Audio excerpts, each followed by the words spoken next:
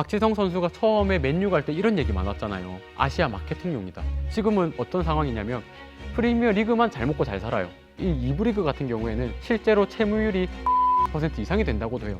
그러니까 현지 팬들 같은 경우에는 이거 우리 축구 맞냐? 프리미어 리그 정말 우리 거 맞냐? 라는 고민을 하게 됩니다. 안녕하세요 여러분, 축구 교육하는 베테안입니다. 지난 시간에 풋볼 리그에서 프리미어 리그로 어떻게 변해왔는지에 대해서 그 이면에 대한 이야기들을 해왔는데요. 오늘은 이후의 이야기들, 프리미어 리그가 어떻게 전 세계에서 가장 대중적으로 사랑받는 리그가 되었는지에 대해서 한번 이야기도 해보고요. 이 부분은 조금 아쉽다 하는 부분들에 대해서도 한번 이야기를 해보려고 합니다. 지난번에 이야기 드렸던 것처럼 이야기를 이어서 비스카이비, 즉 지금의 스카이 스포츠의 사장인 머독이 프리미어 리그를 독점적으로 중계권을 가져가게 되면서 많은 변화를 만들 수 있을 거라는 이야기를 드렸었는데요. 어떤 변화가 생겼냐면 프리미어 리그화 하면서 유료로 시청자들을 받기 시작했어요. 더 이상 공짜로 TV를 볼 수 있는 시대를 지나게 됩니다. 그러면서 이 단순히 돈만 받아가지고 예전처럼 똑같이 중계하면 안 되잖아요. 머독은 미국 스포츠에 굉장히 많은 영향을 받았던 사람이라서 카메라 중계도 화려하게 한두 대가 아니라 몇 대를 가져가면서 프리미어 리그를 빠르고 템포가 높고 굉장히 매력적인 스포츠처럼 비추도록 포장을 하기 시작했고요. 두 번째, 경기 전후로 리뷰쇼, 프리뷰쇼를 두면서 유명한 선수 출신 혹은 감독 출신 패널들을 두면서 사람들이 경기를 지속적으로 관심 가지고 볼 수 있도록 잡아둔 역할을 하게 됩니다. 즉 투자를 하면서 유료 시청자들이 계속해서 들어올 수 있도록 만들고 스폰서들을 받아내면서 광고 수익을 올리면서 사이즈를 키워가게 되는 거죠. 자, 또 다른 한 가지 큰 변화가 생깁니다. 영국 내에서 발생한 상황은 아닌데요. 1995년경 벨기에에 있던 한 축구 선수로부터 시작이 됩니다. 그 당시에는 유럽 내에 있는 선수들이 우리 클럽에서 다른 클럽으로 가려면 이게 계약이 만료됐는데도 이적료가 발생했었거든요. 분명히 계약이 끝났는데 지금 우리 팀에서 다른 팀에 가려고 하니까 다른 팀의 오퍼를 내가 받았는데 못 가게 해요. 우리 팀에서 너 안 된다, 이적료가 너무 낮다, 안 된다, 못 가게 되는 겁니다. 분명히 계약이 끝났는데. 그렇게 발목 잡히게 되는 상황이 생기니까 벨기에에 있던 한 축구 선수 보스만이 유럽에 있던 이제 법정을 가서 나 원팀 고소하고 이적할 거다 이러면서 자연스럽게 법정 싸움이 시작되고요. 그 법정 싸움의 결과 보스만 룰이라는 게 생기게 됩니다. 이게 뭐냐면 유럽 내에 있던 축구 노동자, 축구 선수들이 계약이 끝난 이후에 클럽 간에 이동을 할 때 이적료를 발생시키지 않아도 된다라는 큰 결론을 내게 돼요. 이게 단순한 문제가 아니라요.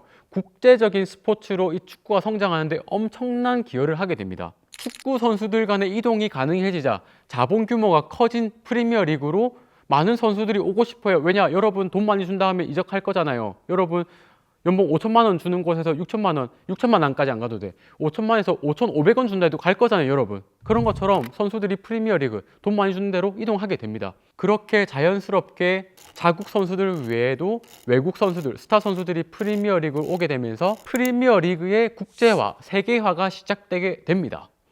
1999년에 축구 팬들이라면 다 아는 전 맨유의 감독이었던 퍼거슨 감독의 맨체스터 유나이티드가 1999년 리그컵, 리그, 그 다음에 유럽 대항전에서 우승을 모조리 차지하게 되면서 트래플이라는 엄청난 성과를 거두게 돼요.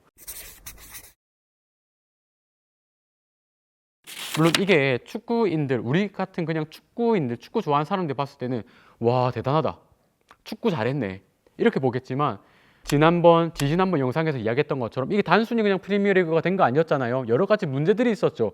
클럽들의 재정적인 문제, 사회적인 문제들, 훌리건 문제들, 시설들 변화들, 여러 가지 문제들을 거쳐왔던 영국 축구 입장, 영국 사회 입장에서는 이게 어떤 의미였겠습니까? 우리의 변화가 성공적으로 자리매김했다, 우리가 해냈다, 영국인들에게 있어서 프리미어 리그가 성공적으로 자리 잡았다라는 인식을 주게 되죠. 자, 국내뿐만 아니라 국외적으로도 자연스럽게 인지도가 넓혀지고 외국인 선수들이 들어오게 되는 프리미어 리그, 외국인 선수들이 많이 가니까 중계권이 해외에도 팔리기 시작하게 됩니다. 프리미어 리그가 전 세계 사람들이 보는 광고판이 되었다는 거죠. 우리 이거 조심스럽지만 박지성 선수가 처음에 맨유 갈 때 이런 얘기 많았잖아요. 아시아 마케팅용이다. 사실 우리 듣기 싫은 얘기인데 실제로 그렇게 보는 관점들이 굉장히 많았어요. 왜냐? 아시아 시장이 크니까 아시아 선수를 영입하게 되면은 아시아 돈이 우리 프리미어리그에 들어오고 우리 클럽에 들어온다.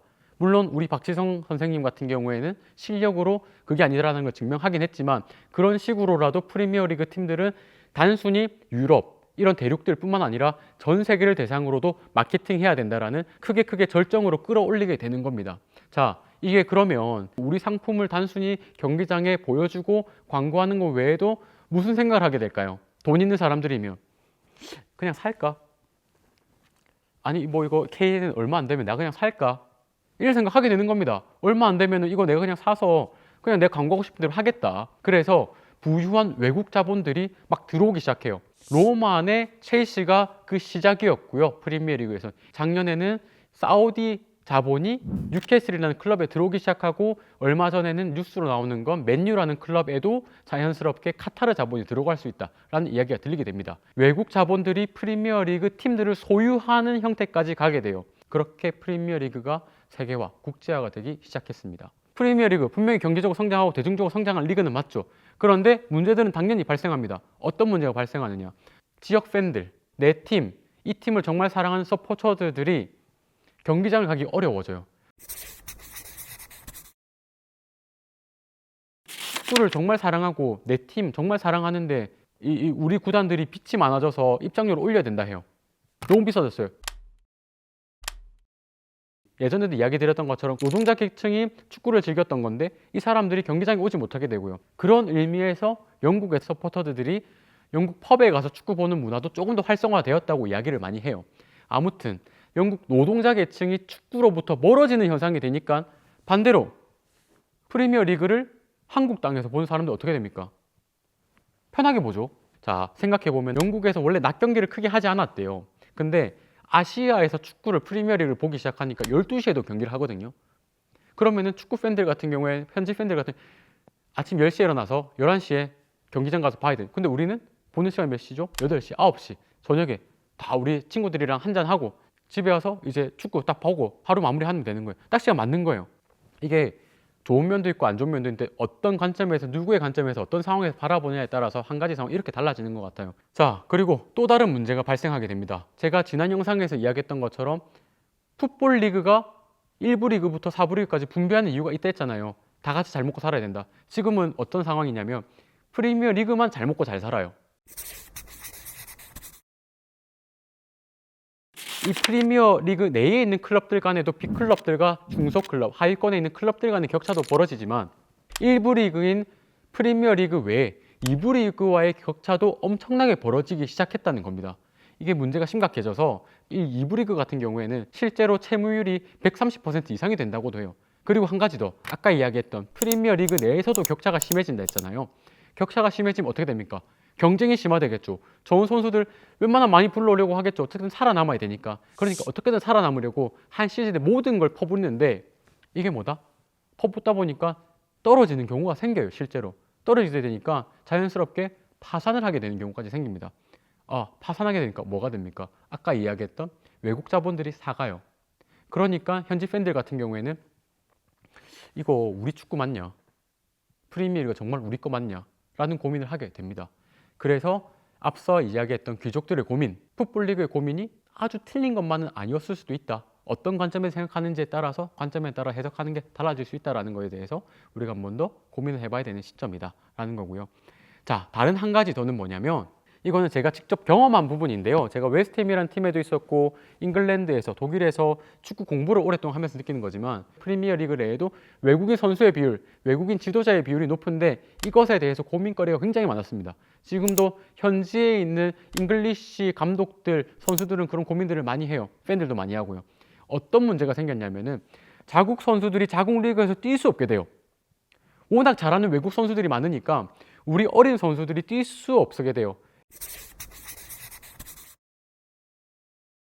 아니 우리가 리그 경쟁력은 높은데 국가 경쟁력이 너무 떨어지게 된다 이러면은 선수도 어떻게 키울 거냐. 그래서 2000년대 초반부터 독일, 네덜란드, 스페인 등등뿐만 아니라 조금 작은 중소규모의 국가들에 있는 클럽들에 가서 이 사람들이 가지고 있는 유소년 시스템을 배워오기 시작합니다. 그래서 이거를 영국 축구 시스템에 맞게 축구협회와 프리미어리그 차원에서 점차 시스템화시키고 문화, 교육적으로 정착시키기 시작해요. 제가 웨스트햄이라는 팀에 있었을 때도 7번째로 자본 규모가 큰 팀인데도 불구하고 이 웨스트햄이라는 팀이 런던에 있다 보니까 경쟁해야 되는 팀이 첼시, 아스날 이런 팀들이에요. 토트넘. 그러다 보니까 좋은 선수들도 글로 다 가겠죠. 어떻게 하겠어요?